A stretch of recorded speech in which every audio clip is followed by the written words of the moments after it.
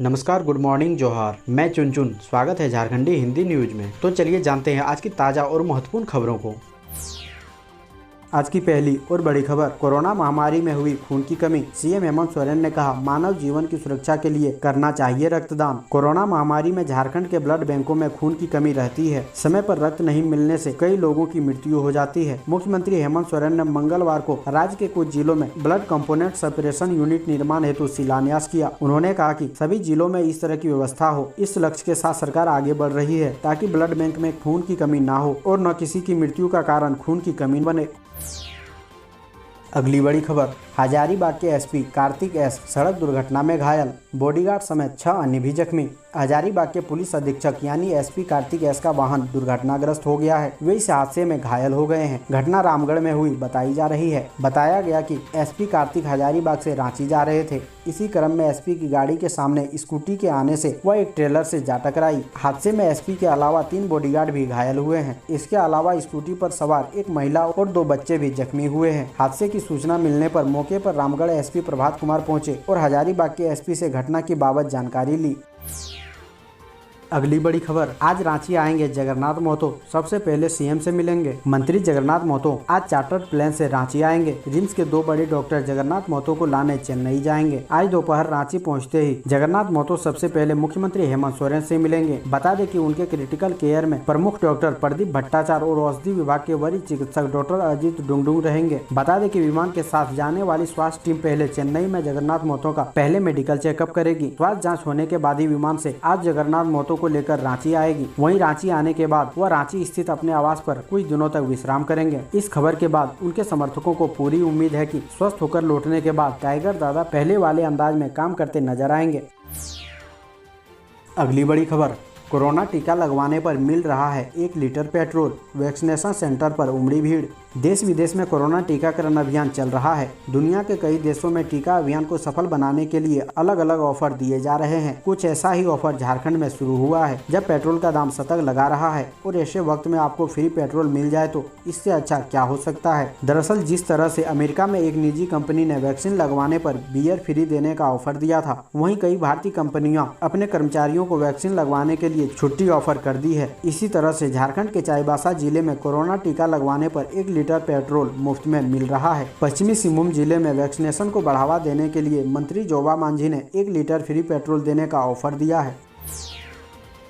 अगली बड़ी खबर, अब घर में नहीं रह सकेंगे कोरोना के मरीज। झारखंड सरकार ने जारी किया आदेश। संक्रमित होते ही अस्पताल में होना होगा आइसोलेट। विशेष परिस्थिति में डीसी से लेना होगा आदेश। झारखंड में अब कोरोना संक्रमित मरीजों को कोविड अस्पताल में भर्ती होना होगा। उन्हें अब घर में अपनी इच्छा से आइसोलेट होने की छूट नहीं मिलेगी। इस संबंध में राज्य के अपर मुख्य सचिव की तरफ से हर जिले के डीसी को निर्देश जारी कर दिया गया है। अगर विशेष परिस्थिति में किन्हीं को होम आइसोलेशन में रहना होगा तब उसे उस जिले के डीसी से इजाजत लेनी होगी। अनुमति मिलने के बाद ही संक्रमित व्यक्ति होम आइसोलेशन में रह सकेंगे। साथ ही अब 24 घंटे के अंदर संक्रमित व्यक्तियों की कांटेक्ट ट्रेसिंग करा लेने का भी निर्देश दिया गया है। कोविड पॉजिटिव पाए गए मरीजों को अब निश्चित रूप से कोविड हॉस्पिटल में भर्ती कराया जाएगा। पॉजिटिव मरीजों को अपनी मर्जी से होम आइसोलेशन में रहने की इजाजत नहीं होगी। दोस्तों, अभी तक वीडियो को लाइक नहीं किए हैं तो कृपया करके लाइक जरूर करें।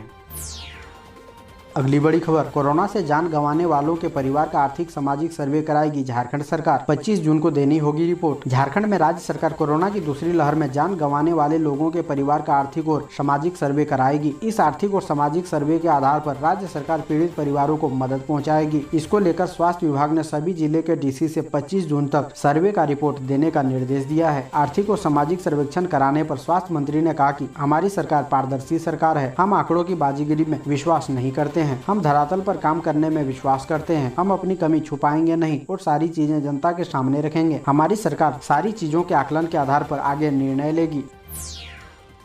अगली बड़ी खबर, कोरोना की मजबूरी, लोगों ने शराब से बनाई दूरी। 1 वर्ष में राज्य में इतना प्रतिशत कम हुआ शराब की बिक्री, लेकिन देसी शराब की बिक्री बढ़ी। कोरोना संक्रमण के डर ने राज्य के लोगों की शराब पीने की आदत में कमी कर दी है। बीते 1 वर्ष के दौरान राज्य में करीब 36% कम शराब का उठाव हुआ है। कोरोना काल से पहले वित्तीय वर्ष 2019-20 में बियर, देसी शराब, विदेशों में बनी शराब और भारत में बनी विदेशी शराब का कुल उठाव 89.39 लाख पेटी था, जबकि वित्तीय वर्ष 2020-21 में 76.94 लाख पेटी का ही उठाव किया गया है। राजस्व के हिसाब से यह राज्य सरकार के लिए बड़ा नुकसान है।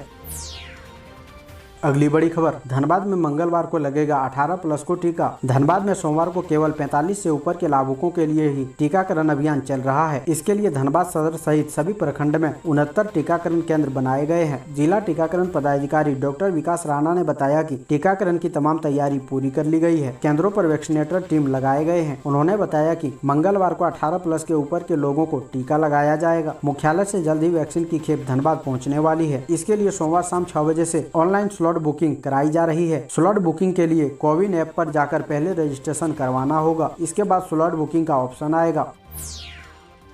अगली बड़ी खबर, अब तक 33% छात्र ही जुड़े। डिजिटल शिक्षा से बढ़ावा देने के लिए अभिभावकों को किया जाएगा जागरूक। कोरोना वायरस के कारण सरकारी स्कूल के छात्र छात्राओं की पढ़ाई डिजिटल तथा अन्य माध्यमों से हो रही है। उसके बाद भी जिले सहित राज्य में लगभग 30 से 33% बच्चों को ही ऑनलाइन या डिजिटल माध्यम से जोड़ा जा सका है। स्पष्ट है कि ऑनलाइन माध्यम से बच्चों को पठन पाठन में जोड़ना अति आवश्यक हो गया है। इस कारण वर्तमान समय में विद्यालय प्रबंधन समिति समुदाय तथा माता पिता को जागरूक कर उनकी सहायता से शिक्षण कार्य पूरा करने की बाकायदा शुरू हो गई है। झारखंड शिक्षा परियोजना परिषद ने इसकी प्रक्रिया शुरू कर दी है। झारखंड परियोजना परिषद की ओर से विभिन्न माध्यम से सीधा संवाद निरंतर आयोजन का निर्णय लिया है। अगली बड़ी खबर, झारखंड में 24 घंटे में ब्लैक फंगस से 5 मरीजों की मौत। संक्रमित पर खास नजर। झारखंड में ब्लैक फंगस से 24 घंटे के भीतर 5 लोगों की मौत हुई है। हालांकि राहत की बात यह है कि इस बीच कुल 12 मरीज स्वस्थ भी हुए हैं। राज्य में इसके 4 और मरीज मिले हैं। इसमें एक की जाँच में ब्लैक फंगस के संक्रमण की पुष्टि हुई है, जबकि 3 संक्रमित संभावित है। अब तक राज्य में इसके मामले बढ़कर 79 हो गए हैं, जबकि 51 संभावित मरीज है। अब तक 25 लोगों की जान ब्लैक फंगस से गई है, जबकि 37 स्वस्थ हो चुके हैं। राज्य में वर्तमान में ब्लैक फंगस से मृत्यु की दर 40% है, जबकि रिकवरी रेट 60% है।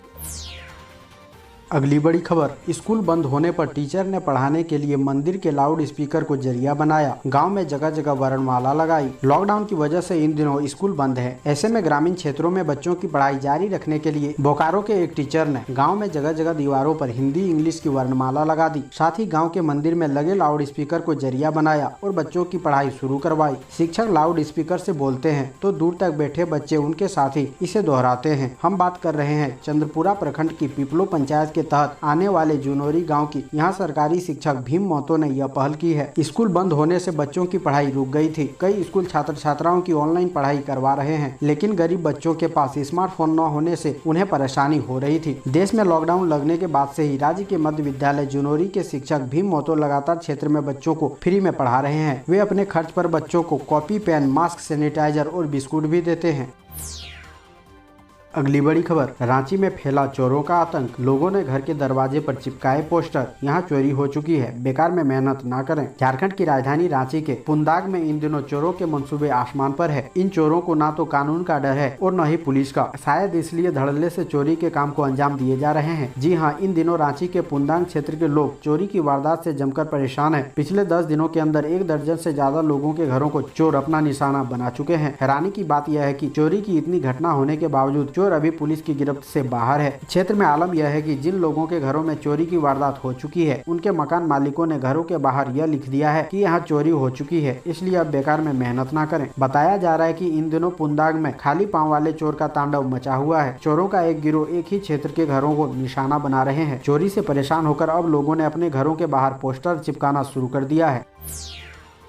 अगली बड़ी खबर, कोरोना से मरने वालों को श्रद्धांजलि देने के 2 मिनट तक ठहर गया पलामू जिला। खड़े होकर की प्रार्थना। कोरोना से मरने वालों की याद में सोमवार को पलामू जिला में दिन में 11 बजे श्रद्धांजलि सभा का आयोजन किया गया। श्रद्धांजलि सभा में शामिल पलामू के आयुक्त जटाशंकर चौधरी, डीआईजी व अन्य आला अधिकारियों तथा गणमान्यों ने 2 मिनट का मौन धारण कर मृत आत्मा की शांति के लिए प्रार्थना की गई। 2 मिनट के लिए पूरा जिला ठहर गया। जो जहाँ थे वहीं खड़े होकर प्रार्थना की।